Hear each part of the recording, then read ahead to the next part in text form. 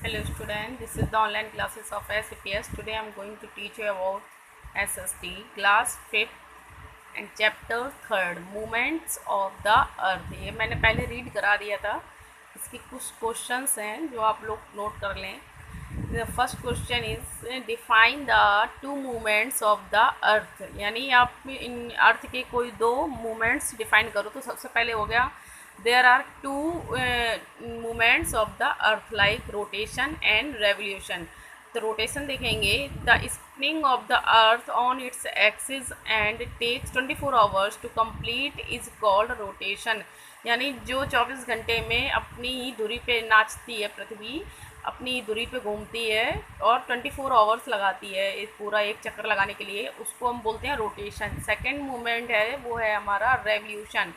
The movement of the earth around the sun on its own orbit, and this takes 365 days 1/4 days complete one round in is called revolution. यानी सूर्य के आसपास चक्कर लगाती है उसको revolution बोलते हैं. और ये पूरा चक्र एक 365 डेज़ में लग पाता है. एक चक्कर कितने दिनों में लग पाता है? 365 डेज़ में. इसको रेवल्यूशन बोलते हैं. इसके बाद second question is how are days and night caused. यानी दिन और रात कैसे होते हैं. तो देखेंगे rotation causes day and night. रोटेशन के कारण डे एंड नाइट होते हैं. As we know earth rotate on its axis. ऐसा भी जानते हैं कि अर्थ अपनी एक्सिस पे ही रोटेट करती है. So half facing part of the earth toward the sun called day. यानी जो सामने वाला पार्ट होता है जिसका फेस किधर होता है सूर्य के सामने, तो वो उसको बोलते हैं day. And other part of receive night. और जबकि अदर पार्ट में डार्कनेस होती है तो वो उसको क्या बोलते हैं? नाइट. सो यहाँ पर डे एंड नाइट होता है. अब देखेंगे third question, how do season occur. The movement of the earth around the sun causes seasons.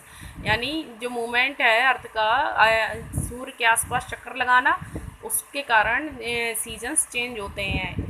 The tilt of the earth toward the sun. इसका जो फेस होता है सन के साइड में, तो उसको बोलते हैं क्या? समर. ये 6 मंथ का अप्रॉक्स होता है. And lean away part from the sun comes winter.